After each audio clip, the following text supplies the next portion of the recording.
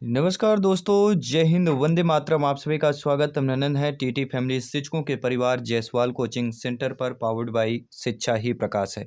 दोस्तों, बात करेंगे लाइव क्लास के माध्यम से। आपके पेडागोजी की क्लास चल रही है और ये पेडागोजी का पार्ट नंबर आपका 11 है और आज का जो नया चैप्टर हम कर रहे हैं और अन्वेषण के बाद हम आपका मूल्यांकन रिवैल्यूएशन का आपका चैप्टर है। आज मूल्यांकन से संबंधित हम प्रश्न करेंगे और आज की क्लास में दोस्तों आपके जो प्रश्न रहने वाले हैं, टॉप 20 क्वेश्चंस करने जाएंगे पेडागोजी के।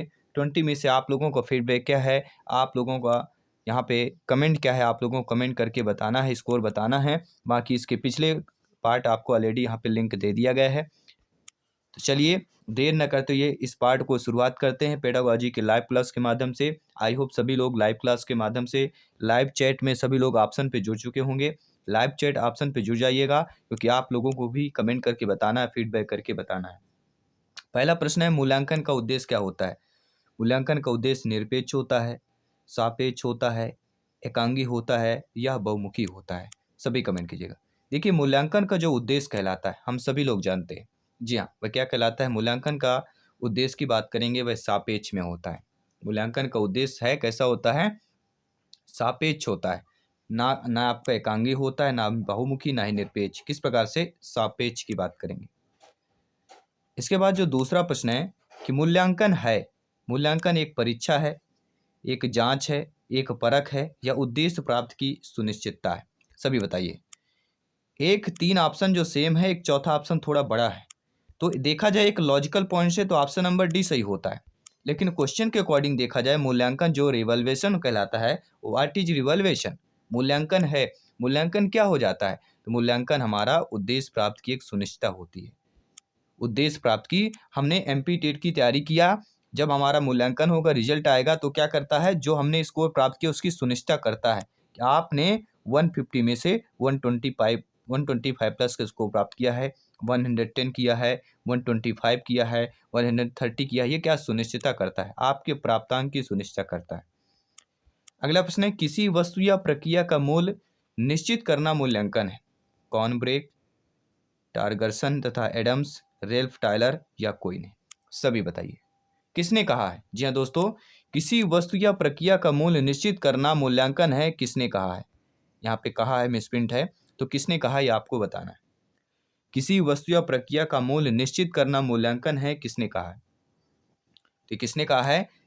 आपके टर्गरसन तथा एडम्स ने कहा है किसी वस्तु या प्रक्रिया का मूल्य निश्चित करना ही मूल्यांकन है, रिवैल्यूएशन है। तो यहाँ पे कौन सा ऑप्शन सही हो जाएगा? बी ऑप्शन हमारा सही हो जाएगा।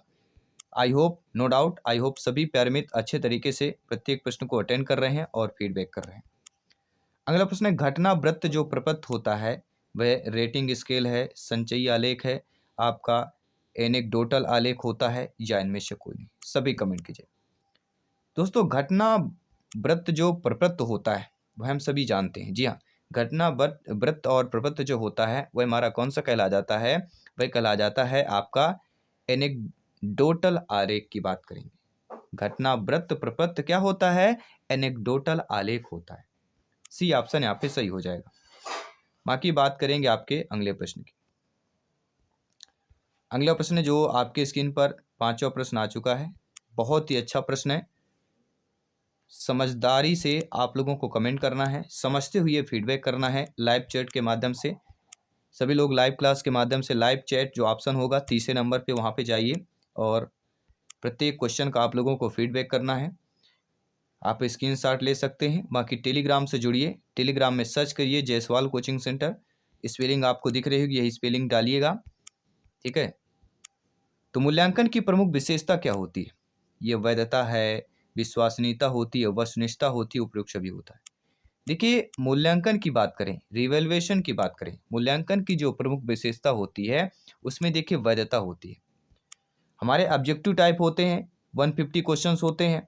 150 में से जो आपका सही होगा तो एक नंबर आपको मिलेगा, सभी को मिलेगा, सभी ने अगर उस ऑप्शन को सही किया होगा। ये होती वैधता। इसमें विश्वसनीयता भी होती है कि ये ऑप्शन सही है, तो इसमें जैसे इस पर आपका डी ऑप्शन सही है मान लेते हैं, तो डी ऑप्शन सही है तो इसमें प्रमुख आपकी क्या है? विश्वसनीय। हमें विश्वास है कि डी ऑप्शन करेंगे तो हमें एक नंबर मिलेगा, तो क्या होता है? विश्वसनीयता होती है। और इसमें वस्तुनिष्ठता की बात करेंगे तो उपरोक्त सभी जो है मूल्यांकन की प्रमुख विशेषता होती है। अगला है, रेल्फ टायलर ने मूल्यांकन को क्या बताया है? रेल्फ टायलर ने मूल्यांकन को बताया है, क्या बताया है कि मूल्यांकन शैक्षिक उद्देश्य निर्धारण की प्रक्रिया है, मूल्यांकन एक शिक्षण प्रक्रिया है, मूल्यांकन शैक्षिक उद्देश्यों की प्राप्त की सीमा निर्धारण प्रक्रिया है, या मूल्यांकन इनमें से कोई नहीं। तो रेल्फ टायलर के अकॉर्डिंग मूल्यांकन क्या होता है, या रेल्फ टायलर ने मूल्यांकन को क्या बताया है? तो हम सभी लोग जानते हैं रेल्फ टायलर ने मूल्यांकन को क्या बताया है कि शैक्षिक उद्देश्यों की प्राप्त की सीमा निर्धारण की प्रक्रिया ही मूल्यांकन कहलाती है। मूल्यांकन को क्या बताया है? मूल्यांकन क्या है आपका? शैक्षिक उद्देश्यों की प्राप्त की सीमा निर्धारण की एक प्रक्रिया होती है। इसके बाद अगला प्रश्न है, मूल्यांकन की प्रक्रिया को त्रिकोणात्मक रूप से किसने प्रस्तुत किया? जी हाँ, त्रिकोणात्मक रूप से मूल्यांकन को प्रस्तुत किया गया। रूसो की बात करेंगे, डॉक्टर BS ब्लूम की बात करेंगे, जॉन डीवी की बात करेंगे, किलपेट्टी की बात करेंगे। अगर आप टीटी एग्जाम की तैयारी कर रहे हैं, प्रिपरेशन कर रहे हैं, ये चारों आपके वैज्ञानिक है, शैक्षिक मनोवैज्ञानिक है, जो आप चारों से परिचित होंगे। तो मूल्यांकन की प्रक्रिया को त्रिकोणात्मक रूप से किसने प्रस्तुत किया है? जब भी त्रिकोणात्मक रूप आए, ट्रायंगल आता है रिवैल्यूएशन में, तो जिसने प्रस्तुत किया था वह आपका हो जाता है, किसकी बात कर रहे हैं? सभी बताइए अगर आपको पता है। जी हाँ, डॉक्टर BS ब्लूम। जी हाँ दोस्तों, मूल्यांकन की प्रक्रिया को त्रिकोणात्मक रूप से किसने प्रस्तुत किया है? Doctor BS Bloom. त्रिकोणात्मक 3 कोण है और इनका हम नाम भी जान सकते हैं, डॉक्टर BS ब्लूम। 3 नाम है, त्रिकोण यहीं से, इन्हीं के नाम से ही हमारा क्लियर हो जाता है। अगला है, मूल्यांकन की प्रमुख युक्तियां क्या होती हैं? परीक्षाएं हैं, निरीक्षण है, प्रश्नावली है, या ये सभी हो जाती हैं? मेरे सभी प्यारे मित्र, भाई बहन, गृहिणी जिनका सपना है टीटी एग्जाम को फतेह करना, यहाँ पे सभी कमेंट कीजिएगा। जयसवाल सर आप सभी का अभिनंदन, स्वागत करते हैं। दोस्तों, मूल्यांकन की जो प्रमुख मुख्य युक्तियां होती हैं वह हमारी कहला जाती हैं। परीक्षाएं भी होती हैं, एग्जामिनेशन, निरीक्षण भी होता है और प्रश्नावली भी होता है। अर्थात ये सभी ऑप्शन दिया गया है, डी वाला ऑप्शन हमारा यहाँ पे सही हो जाएगा। काफ़ी सिंपल प्रश्न होते हैं, लेकिन आगे आने वाले प्रश्न बहुत ही डिफिकल्ट रहेंगे आपके। कुछ लॉजिकल प्रश्न रहेंगे, मॉडरेट प्रश्न भी रहेंगे, और पिछले एग्जाम में पूछे गए प्रश्न भी रहेंगे। कोई वस्तु कैसी है इसका निर्णय किया जाता है, परीक्षा से, मूल्यांकन से, मापन से, या इन सभी से किया जाता है? तो हम सभी लोग जानते हैं कोई वस्तु कैसी है इसका निर्णय किससे किया जाता है? सभी लोग बताइए। कोई भी वस्तु है, ये कैसी है, इसका निर्णय कैसे किया जाएगा, ये बताइए। तो इसका निर्णय आप सभी लोग जानते हैं, जब हमें मूल्यांकन करेंगे तब हमें पता चलेगा कि कोई वस्तु कैसी है। जब हम उस मूल्यांकन की प्रोसेस करेंगे, अगर हम चाय पीते हैं उसमें शक्कर पड़ी होगी तो मीठी होगी, तो जब पी लेते हैं, पिएंगे तो वो मूल्यांकन कहला जाता है, तो हम बता देते हैं मीठी है। अगर चाय में हम नमक डाल देंगे और आपको पीने कहेंगे तो मूल्यांकन में आप क्या बोलेंगे? ये नमकीन है। तो क्या है, मूल्यांकन से पता चलता है कोई वस्तु कैसी है। अगला प्रश्न देख लेते हैं 10th नंबर क्वेश्चन से, जो आपके स्क्रीन पर है। सामाजिक अध्ययन में मूल्यांकन का प्रमुख प्रयोजन क्या होता है? कक्षा परीक्षण में सुधार करना, विद्यार्थियों के कार्य निष्पादन को प्रमाणित करना, कक्षा शिक्षण में सुधार व कार्य निष्पादन को प्रमाणित करना, या परीक्षा पद्धति व पाठ्यक्रम में सुधार करना? मेरे सभी प्यारे मित्र, भाई बहन, गृहिणी सभी कमेंट कीजिएगा। आप सभी लोग भावी अध्यापक अध्यापिकाएं हैं। जी हाँ, आप सभी लोग गुणी गुणवान लोग हैं, तो आपका कमेंट यहाँ पे सर्वोपरि है। सामाजिक अध्ययन में मूल्यांकन का प्रमुख प्रयोजन क्या होता है? और वह होता है कक्षा शिक्षण में सुधार व कार्य निष्पादन को प्रमाणित करना। C option is the right answer, correct answer हो जाता है। आई होप आप सभी लोग समझ गए होंगे। आइए बात करते हैं अगले प्रश्न की। किसी परीक्षण की विश्वसनीयता जितनी अधिक होगी उसकी वैधता उतनी ही अधिक होगी, कम होगी, समान होगी, बराबर होगी? देखिए दोस्तों, हम सभी लोग जानते हैं किसी परीक्षण की विश्वसनीयता जितनी अधिक होती है, कोई भी परीक्षण हो अगर उसमें विश्वसनीयता अधिक है तो उसकी वैधता क्या होती है? उतनी ही क्या हो जाती है? उतनी ही आपकी अधिक हो जाती है। अगर विश्वास अधिक है तो वैधता भी आपकी अधिक होती है। तो यहाँ पे हम ऑप्शन जो सही हो जाएगा, पहला ऑप्शन यहाँ पे फिलअप हो जाएगा। इसके बाद हम बात करेंगे अगले प्रश्न की। दोस्तों, मूल्यांकन का उद्देश्य कैसा होना चाहिए? जी हाँ दोस्तों, मूल्यांकन का उद्देश्य कैसा होना चाहिए, सभी लोग बताइएगा। शिक्षार्थियों की त्रुटियां निकालना, बालक बालिकाओं की उपलब्धि को मापना, यह निर्णय लेना कि क्या बालक बालिका को अगली कक्षा में प्रोन्नत किया जाना चाहिए, या सीखने में होने वाली कमियों का निदान एवं उपचार की बात करेंगे। तो मूल्यांकन का जो उद्देश्य होना चाहिए, हम सभी लोग जानते हैं मूल्यांकन का जो उद्देश्य होना चाहिए वह सीखने में होने वाले कमियों का निदान एवं उसका उपचार करना। डी ऑप्शन यहाँ पे आप लोगों का सही हो जाएगा। इसके बाद अगला प्रश्न है, बच्चों का मूल्यांकन कैसा होना चाहिए? बोर्ड परीक्षा द्वारा होना चाहिए, सतत व्यापक मूल्यांकन द्वारा, गृह परीक्षण द्वारा, या लिखित एवं मौखिक परीक्षा द्वारा होना चाहिए। तो बच्चों का रिवैल्यूएशन जो होता है, ठीक है, स्टूडेंट्स का, वह मूल्यांकन किस प्रकार का होना चाहिए? तो हम सभी लोग जानते हैं वह मूल्यांकन आपका सतत एवं व्यापक मूल्यांकन होना चाहिए। आपने कई बार सतत और व्यापक मूल्यांकन इस ऑप्शन को जिक्र किया होगा। मान लीजिए आपसे नहीं बन रहा है, अगर आपने ये सुना है, ये ऑप्शन हमने सुना है, कहीं ना कहीं पढ़ा है, तो उस ऑप्शन को जरूर आपको क्लिक करना है अगर आपसे उस प्रश्न का सटीक उत्तर नहीं बनता है। क्योंकि हमें माइंड जो है कुछ चीजें पढ़ी होती है, उस डायरेक्ट आंसर को ही फिलअप कर देता है, डायरेक्ट आंसर को चूज करता है। अगला प्रश्न है, सतत एवं व्यापक मूल्यांकन में व्यापक मूल्यांकन शब्दावली से तात्पर्य क्या होता है? तो सतत और व्यापक मूल्यांकन में आपने पढ़ा होगा व्यापक मूल्यांकन। इस शब्दावली से तात्पर्य क्या होगा?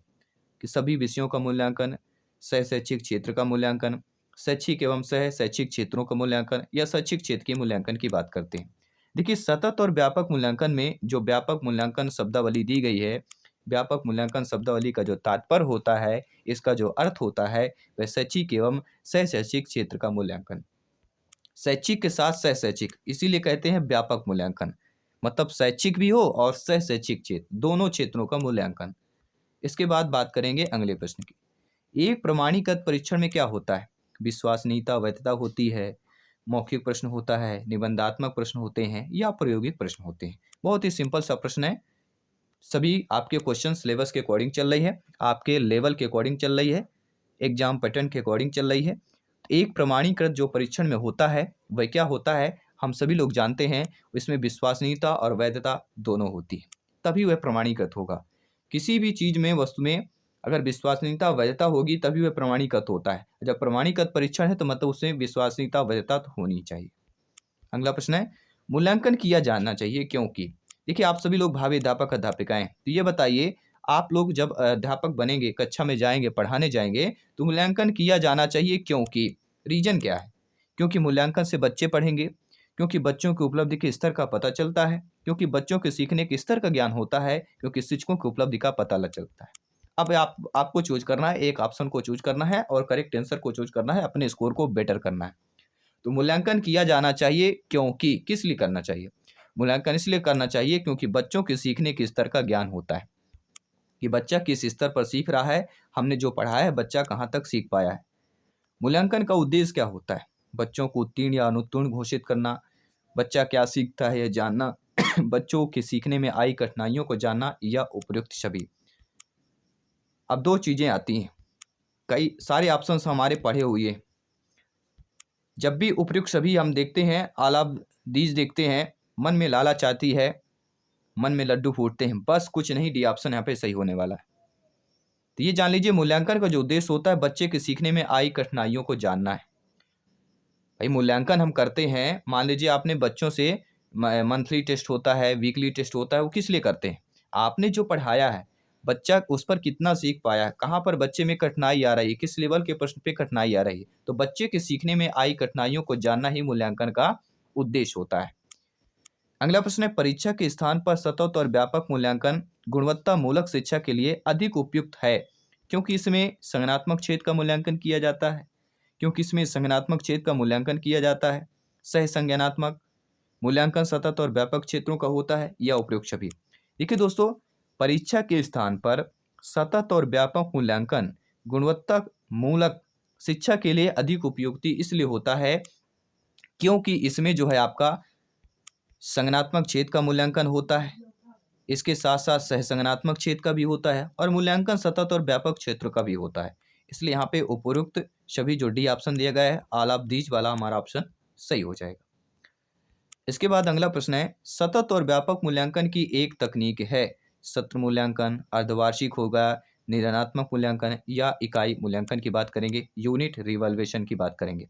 दोस्तों, सतत और व्यापक मूल्यांकन की एक तकनीक जो हमारी कहला जाती है, बहुत ही अच्छी तकनीक है, वह है निदानात्मक मूल्यांकन। C option is the right answer. इसके बाद हम बात करते हैं आपके अगले प्रश्न की। इसके बाद एक मॉक क्वेश्चन करेंगे। एक अच्छे परीक्षण की कौन सी विशेषता नहीं है? नेगेटिव प्रश्न है, नकारात्मक प्रश्न है। वैधता है, विश्वसनीयता है, वस्तुनिष्ठता है या उत्तीर्ण करना।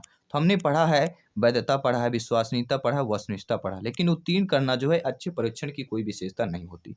तो अकॉर्डिंग टू क्वेश्चन यहाँ पे डी ऑप्शन सही हो जाएगा। ये निगेटिव है आपका, सभी लोग जानते हैं।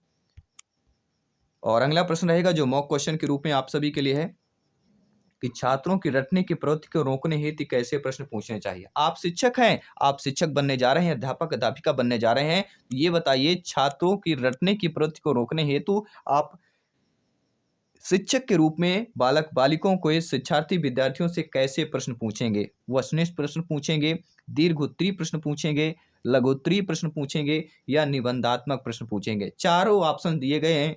अब आपका माइंडसेट क्या कहता है, किस ऑप्शन को चूज करता है, या आपको कमेंट करके बताना है, या आप सभी के लिए मॉक क्वेश्चन के रूप में है। आई होप सभी प्यारे मित्र अच्छे तरीके से प्रश्न को अटेंड किया। टॉप 20 में से आपने कितना स्कोर प्राप्त किया है, ये भी आपको कमेंट करना, फीडबैक करना है। मैं आपके साथ जयसवाल से मिलता हूँ आपकी अगली क्लास पर। सभी मित्रों को जय हिंद, वंदे मातरम। धन्यवाद सभी का।